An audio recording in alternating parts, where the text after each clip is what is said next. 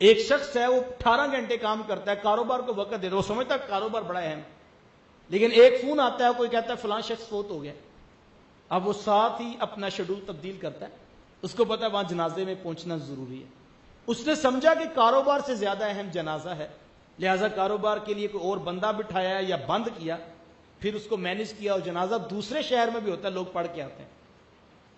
جب ہم سمجھتے ہیں کہ جنازہ اہم ہے تو کاروبار کے لیے کوئی دوسرا بندہ تلاش کرتے ہیں، دکان کے لیے کوئی دوسرا بندے کو بٹھاتے ہیں یا دکان بند کر دیتے ہیں۔ بڑا اہم ہے جنازہ، ایک مومن کے جنازے میں شرکت، لیکن یہ فرض کفایہ ہے، نماز فرض عین ہے۔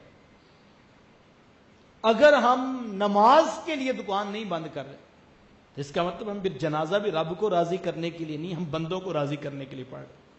چونکہ اگر رب کو راضی کرنا تو پہلا حکم نماز کا تھا، نماز کے لیے ہم دکان بند کرنے کے لیے تیار نہیں۔ شادی بیاہ کی رسومات ہو ہم لکھ کے لگا دیتے کہ 3 دن تک دکان نہیں کھلے گی، اچھی بات ہے، خوشی کا موقع ہے، لیکن اگر دکان شادی کے لیے بند ہو سکتی ہے، جنازہ کسی دوست کا ہو تو اس کے لیے بند ہو سکتی ہے، تو رب کی عبادت اور نماز پنجگانہ جو فرض ہے، تو جب ہم ترجیحاً دیکھیں گے چیزیں کو تو چیزیں بہتر ہوں گے۔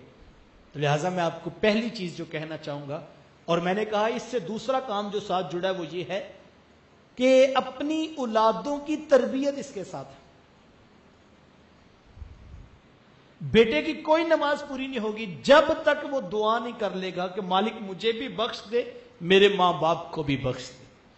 یہ ہوتا ہے نا ہمارے یہاں بعض اوقات ہم غصے میں آ کر کہہ دیتے ہیں کہ ہمیں تو یہ بھی امید نہیں ہے کہ ہمارے مرنے کے بعد ہماری اولاد جو ہے وہ آ کے قبر پہ دیا بھی جلائے گی کہ نہیں جلائے گی۔ تو میں کہتا ہوں یہ بات وہ سوچے جس نے اپنی اولاد کو صرف دنیا کا مال بانٹا ہے، وہ سوچے واقعی اس کی اولاد پیچھے سے کیا کرے گی۔ وہ بڑا کرے گی تو سنگ مرمر سے قبر کو پکا کر دے، موٹے حروف کی تختی لگا کے نیچے تاریخ وفات لکھوا دے، اور روزانہ قبر کے اوپر دیا بھی جلا دے۔ تو صاحب جو قبر کے اوپر دیا جلتا ہے اس کی روشنی قبر کے نیچے تو نہیں پہنچتی۔ یہ بات وہ سوچے جس نے صرف دنیا کا مال بانٹا ہے، لیکن جس نے اپنی اولاد کو 5 گانا نماز کی عادت دی ہے، وہ اللہ کی رحمت سے امید رکھے قبر کے اوپر دیا جلے نہ جلے، جب بیٹے وضو کر کے مصلے بچھائیں گے اللہ نے چاہا تو قبر میں روشنیوں کا جہاں آباد ہوگا۔ اور یہ وہ اجالے ہیں جو نماز کے ساتھ جڑے، اور اس دعا کا مقابلہ ہی کوئی نہیں۔ ہو سکتا ہے ہماری اولادیں سال کے بعد بھی آ کے ہماری قبروں پہ سلام نہ پیش کر سکیں، وہ کاروباری دنیا میں اتنے مصروف ہو جائیں، بیٹے بیرون ملک چلے جائیں، ہو سکتا ہے وہ نہ آ سکے، ان کو آنا چاہیے، اس کی الگ برکت۔ لیکن اگر سال میں 1 مرتبہ بھی نہ آ سکے کوئی بات نہیں، جیسے ہی بیٹے وضو کر کے مصلی بچھائیں گے اور ہاتھ باندھ کے عرض کریں گے مالک رب العالمین تو ہے، رحمان تو ہے، رحیم تو ہے، مالک یوم الدین تو ہے، کبھی رکوع میں کبھی سر سجدے میں رکھ کر عرض کرتے ہیں کہ مولا اعلیٰ تو ہے، عرفہ تو ہے، افضل تو ہے، پھر گھٹنے بچھا کے بیٹھ گیا اور عرض کرتا ہے مولا تیرے نبی پہ درود بھی ہو، تیرے رسول پہ سلام بھی ہو۔ اب اس کی رحمتیں برس رہی ہیں کہ میرے بندے تو نے مجھے رحمان کہا، رحیم کہا، مالک یوم الدین کہا، تو نے رکوع و سجود میں مجھے یاد کیا، تو نے اعلیٰ و عرفہ ہونے کے ساتھ ہماری تسبیح پڑھی، تو نے ہمارے نبی پہ درود بھی پڑھا، تو نے ہمارے رسول پہ سلام بھی پڑھا، اب تو بھی تو بتا تو کیا چاہتا ہے۔ تو یہ گھٹنے بچھا کے عرض کرتا ہے مولا بس مجھے بھی بخش دے، میرے ماں باپ کو بھی بخش دے۔ تو یہ نماز ہے، اس کی طرف مجھے اور آپ کو توجہ دینی۔ وقت سمٹ رہا ہے۔ دوسری بات علماء نے لکھی، ماں باپ فوت ہو جائیں تو جو دنیا میں ان کے رشتہ دار سے ان سے اچھا سلوک کیا جائے۔ ماں فوت ہو گئی ہے تو ماموں خالہ کے ساتھ، باپ فوت ہو گیا ہے تو چچا تایا پھوپھو کے ساتھ اس نے سلوک کیا جائے، اس سے بھی ماں باپ کی روح خوش ہوتی۔ وہ کسی شاگرد نے پوچھا تھا کہ استاد جی ماں باپ فوت ہو جائیں پھر کیا کریں؟ کہا بیٹا ماں باپ فوت ہو جائیں تو ان کی نشانیوں سے پیار کیا کرو۔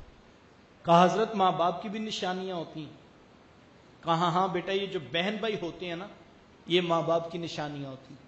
ماں فوت ہو گئی ہے بہنوں کے سروں پہ شفقت کے ہاتھ رکھو، باپ فوت ہو گیا ہے بھائیوں کو سینے سے لگا کے رکھو، اس سے بھی ماں باپ کی روح خوش ہوتی۔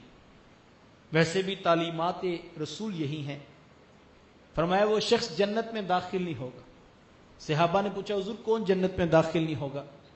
فرمایا قاطع الرحم، رشتوں کو توڑنے والا جنت میں داخل نہیں ہوگا۔ اور ایک روایت میں ہے جنت میں جانا تو بڑے دور کی بات، ایک روایت میں ہے وہ شخص جنت کی خوشبو بھی نہیں پا سکے۔ ابھی جنتی جنت سے 500 سال کی مسافت پہ ہوں گے کہ جنت کی خوشبو آنا شروع ہو جائے گی، لیکن جو شخص رشتوں کو توڑنے والا ہے وہ جنت کی خوشبو بھی نہیں پا سکے گا۔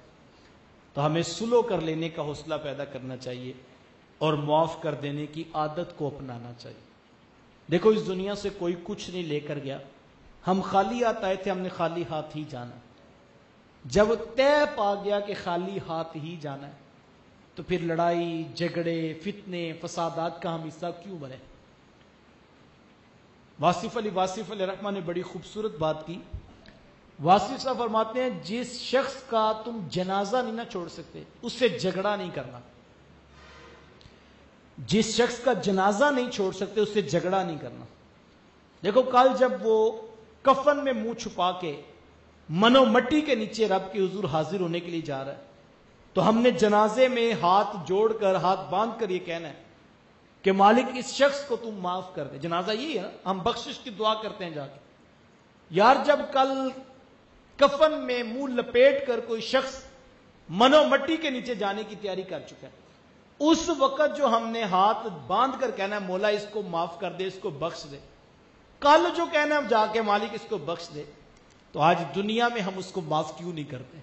تو ہمیں دوستوں کو رشتہ داروں میں کہیں کوتاہی ہو جائے کسی سے سلو کر لینے کا حوصلہ پیدا کیجئے، معاف کر دینے کی عادت کو اختیار کیجئے، اس سے بھی ماں باپ کی روح خوش ہوتی ہے۔ تیسری بات علماء نے لکھی اور میں آپ کی توجہ چاہوں گا، کہا ماں باپ فوت ہو جائیں تو جو نیکی دنیا میں وہ کرتے تھے اس کا تسلسل نہیں ٹوٹنا چاہیے۔ کسی غریب کی مدد کرتے تھے، کسی یتیم کی فیس دیتے تھے، کسی بیوہ کے گھر میں راشن پہنچاتے تھے، کسی مسجد مدرسہ یا ہاسپٹل میں فنڈ پہنچاتے تھے، تو یہ نہیں کہ اگلے دن وہ آئیں تو آپ کے وہ تو آج سب کرتے تھے کل سے تم نہ آنا، ایسے نہیں ہونا چاہیے۔